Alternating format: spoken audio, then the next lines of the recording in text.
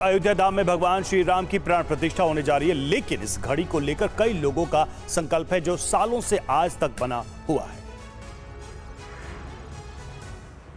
इस घर की हालत देखिए, खंडर हो चला है, दीवारें बेरोनक हो गई हैं, प्लास्टर झड़ने लगे हैं। ये घर भगवान राम मंदिर के निर्माण के संकल्प से जुड़ा है कि 1990 के बाद से ये मकान उसी स्थिति में है।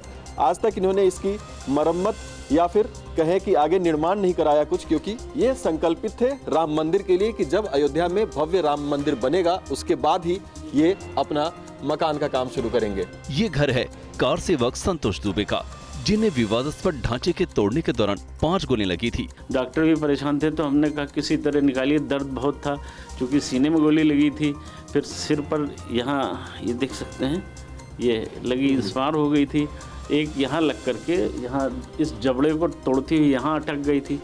तो बोलना भी कठिन था पर हिम्मत किया गया। मुझे ऐसा लगा कि अगर जीना है तो इस दर्द को झेलना पड़ेगा, क्योंकि बिना मस्जिद तोड़े तो मरना नहीं है। 22 जनवरी को संतोष दुबे का संकल्प पूरा होने जा रहा है। अब श्री राम मंदिर बन गया है, अब ये घर भी बन जाएगा। कार सेवक संतोष दुबे ही थे जिन्होंने 5000 कार सेवकों को जमा किया था और विवादास्पद ढांचे को गिराया था। संकल्प पूरा होने के बाद वो खुश हैं, लेकिन वो कार सेवक जो उनकी आंखों के सामने चले गए, उन्हें याद कर आंसू रोक नहीं पाते। और जब शरद को गोली लगी तो बड़ा भाई दौड़ा, राम कुमार, फिर हम भी दौड़े उनको बचाने के लिए। तब तक गोलियों से हम भी छलनी कर दिए गए।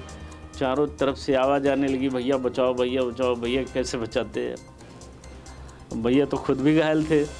तो उस दर्द को कैसे कहें जो हमारे आंखों के सामने हमारे बड़े प्यारे प्यारे भाई चले गए दुनिया से। दर्द भरी सीन को याद करने पर तो बहुत कष्ट होता है। छोड़ दीजिए उन विषयों को, आगे कुछ और जानिए, इसको छोड़ दीजिए। बहुत दर्द भरी दास्तान है। जिला अस्पताल लाया गया तो वहाँ से हमको वो राजेंद्र धरिकार भूल नहीं रहा था, क्योंकि वो कुएं में गिर गया था। तो हमने लोगों से बताया कि राजेंद्र कुएं में गिर गया है, इशारे से कहा। तो लोग उसको दूसरे दिन सुबह निकाले हैं। और कोई प्रश्न करिए, इसको छोड़ दीजिए। और विवादास्पद ढांचे को गिराने के लिए कार सेवकों ने अपने प्राणों की आहुति दी। इस दौरान उनके कई अस्त्र शस्त्र थे जो उनके काम आए, उन्हें कार सेवकों ने सहेज कर रखा है। सत्य और धर्म युद्ध में ये हथौड़े और सब्बल कार सेवकों के औजार भर नहीं, बल्कि आस्था और विश्वास की स्थापना के सूत्रधार थे, जिन्हें कार सेवकों ने आज भी सहेज कर रखा है।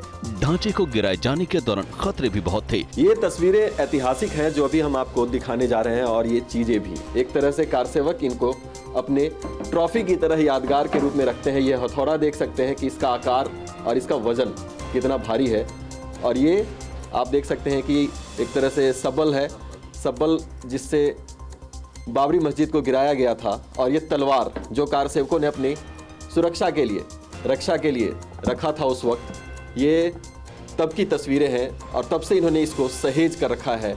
और अभी अपने हाथ में देखिए इसको लेते हुए ये खुशी जाहिर कर रहे हैं कि उस वक्त इनके लिए एक तरह से ये रक्षक का काम था और ये तोड़ने में इस्तेमाल किया गया था। तो इन चीज़ों को अभी तक इन्होंने सहेज कर रखी है। अब राम मंदिर बनने जा रहा है, उसके बाद इनका ये संकल्प पूरा हो रहा है, अपना मकान भी उसके बाद बनवाएंगे। ये कहानी है एक कार सेवक की।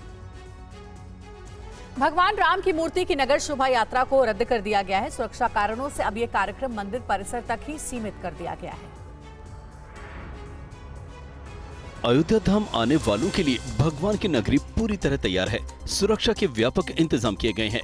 पुलिस के एजेंसियों को इस बात के इनपुट से किसी भी तरह की कोई अप्रिय घटना हो सकती है, लेकिन उसके पहले मैं एक बार तस्वीरों के माध्यम से भी आपको दिखाना चाहूँगा कि किस तरीके से अयोध्या को छावनी में अब तब्दील किया जा रहा है। इस वक्त मैं नेशनल हाईवे के बगल में खड़ा हूँ और ये साकेतपुरम चौक है, जहाँ से कि एक तरह से राम पथ, भक्ति पथ और धर्म पथ, तीनों पथ जो है आगे आके जुड़ते हैं।